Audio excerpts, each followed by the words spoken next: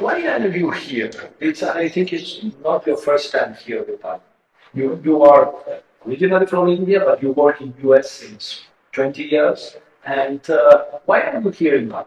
Because I love the country. It's so beautiful. I keep coming back. No, to be serious, Panama has contributed immensely towards the cause of polio eradication, particularly focusing on vaccine research for polio eradication.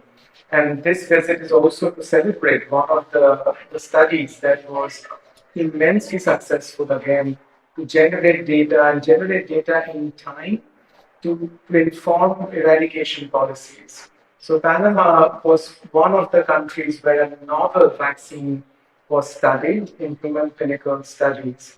And the data from that study really informed the use of the vaccine through the emergency use listing pathway of WHO. So we are all here to essentially talk about that study. We're here to review what kind of data was generated from the study, and we are here also to look back as to how the study was done, how it contributed to the real world impact towards complete eradication. And why a new oral polio vaccine is necessary? Because here in Latin America, we use the saline vaccine. The saline vaccine originally is a trivalent vaccine, but now it's a bivalent vaccine. But why we need another OPV, another oral polio vaccine? That's a great question. So the existing oral polio vaccines or the 7 oral polio vaccines are really effective and they're also very safe. But what we want to do in the final phases of the eradication is to complete the eradication for all forms of polioviruses. So we have seen that in certain rare instances where there is persistently poor vaccination coverage, that's where the 7 oral polio vaccines can revert into poliovirus variant forms and itself can cause outbreaks. So again, since we are so close to eradication, outbreaks of paralytic disease, so we want to stop that and do that sustainably. So the novel oral polio vaccine is a modified version of the existing vaccine with the promise that it is more genetically stable, and that's why it has less likelihood of reverting into neurovirulence compared to the existing 7 oral polio vaccine. And how was this development started, and where it's coming from? Who was the people involved? I know that there's a consortium behind that.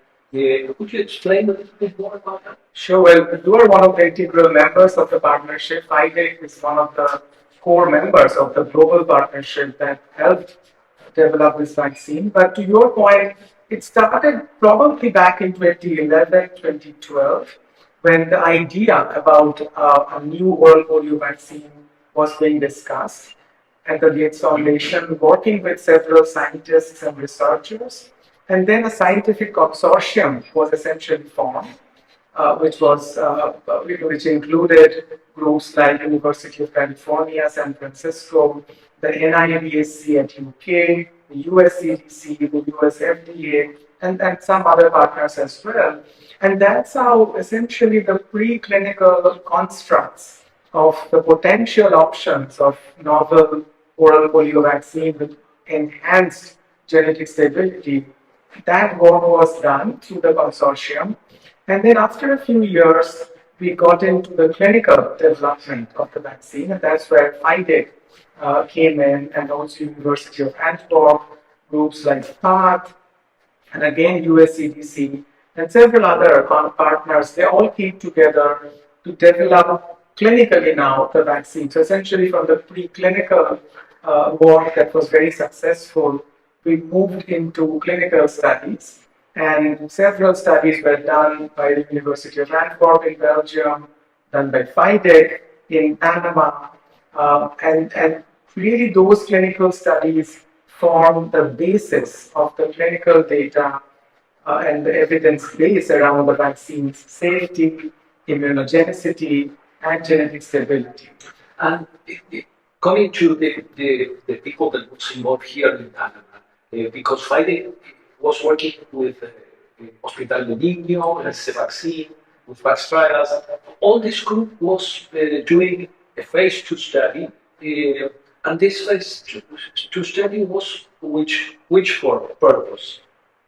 A phase 2 study for a type 2 vaccine. So, as these studies were being planned and they were being implemented in the field, there were type 2 circulating vaccine-derived poliovirus outbreaks happening. So, to your point, the studies were done to generate data for this vaccine that then could be used to stop these outbreaks. So there was urgency around generating such data because there was a clear public health need. The polio outbreaks are designated as public health emergencies of international concern. So that's why studies were designed in a way that from the phase 1 data, the phase 2 studies will begin, and the phase 2 studies will essentially inform a regulatory pathway that is typically designed for public health emergencies of international concern, and that pathway was emergency use listing pathway of WHO. So the studies that you all did, and then the previous studies with, in Belgium, the phase 1, they all contributed to this very robust data generation. And they were difficult studies because the comparator vaccine, the Savin or Valent OPV2, could not be used in clinical trial setting post the switch. So, in 2016. Exactly. So you all essentially did, before the switch, the historical comparator studies or historical control studies with the Savin OPV type 2, and that formed the basis of comparison of eventual studies that were done with NOPV2. So again, to your point, the phase 2 studies were critically important because it builds on the phase 1 data. But at the same time, these are the only studies that generated data on what we call the target age group for polio vaccination campaigns. So these outbreaks that are there of the poliovirus type 2 variants, when we respond to these outbreaks, the target age group is under 5. And the phase 2 data was essentially coming from that age group. So it was critically important to inform the regulatory decisions and the policy decisions about this vaccine. This is also a challenge. You mentioned the regulatory aspects, and this is also particularly for the regulatory aspects for clinical study. This is historical control data. That was a challenge for the regulatory people here in Panama, for the ethical committee as well. So that was really successful for the presentation. What happened once you received the EUL, the emergency use listing approval? So once Biopharma, who was the manufacturer of the vaccine based out of Indonesia, once Biopharma received the EUL authorization for the vaccine, the Global Polio Eradication Initiative, it helped the process of rolling out the vaccine to respond to the poliovirus variant type 2 outbreaks. So in November 2022, the WHO pre-qualification team granted or authorized the EUL for this vaccine based on the data that you all generated. So it was before the COVID vaccine? Exactly. So that's a great point. Was that the third vaccine? It remains the first ever vaccine to get authorized through EUL. So it was historic in a way. And it paved the way for the COVID vaccines in a way to come in and get authorized under this pathway as well. So it was quite a global health milestone, not only a polio eradication milestone. And soon thereafter, Ricardo, by March 2021, the rollout, the deployment of the vaccine started to respond to the type 2 poliovirus variant outbreaks. And the GPEI, formed this NOPV working group where all the GPEI partners are involved, external agencies are involved outside of GPEI based on their subject matter expertise and also based on the nature of the work. We all came together to ensure the rollout of the vaccine happens in a way that could solve this problem of the poliovirus type 2 outbreaks. So from that time, from March 2021, and this is August 2022, So roughly 18 months of field use, and we have already deployed approximately 450 million doses of the vaccine in communities in areas where outbreaks were happening. And how many cases are we talking about regarding particularly for these very rare events, but unfortunately, particularly with the problems after the switch with the type 2 cases in Africa and spreading outside Africa as well. How many cases per month are we talking about? Yeah, so for polio, which is very close to being eradicated, even one child with paralysis, which is a preventable paralysis, is an unfortunate event. And essentially, the program treats even one case of paralysis as an outbreak, and a response is mounted. So, with that understanding, over the past few years, we have seen a surge in cases of poliovirus type 2 variant. And there were years after the switch where the total number of cases annually went up to 1,000 or more.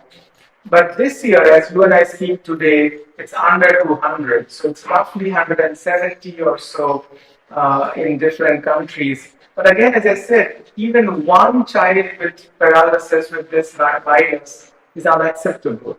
And we have seen in the past how well vaccination campaigns work. If they reach the children that it is supposed to reach in underserved communities, any polio vaccine could stop outbreaks, including the oral polio vaccine. And with the novel oral polio vaccine, now there is this added promise that it would be more genetically stable and the outbreaks would be stopped more sustainably.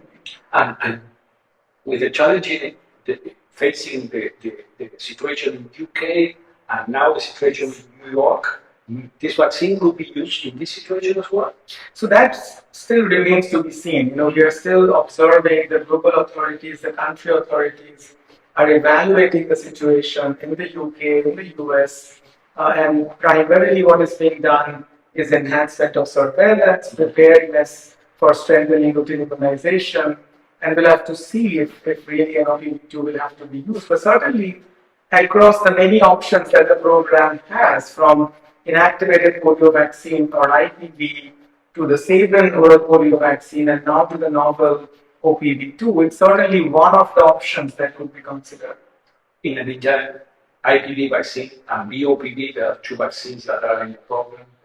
We are facing problems with coverage after, particularly during and after the pandemic. So this is an important message also that we should highlight this coverage because we are facing several problems with coverage in all the regions. So Ricardo, I couldn't agree more. If I keep saying being polio-free is not being polio risk-free, and that applies essentially to infectious diseases.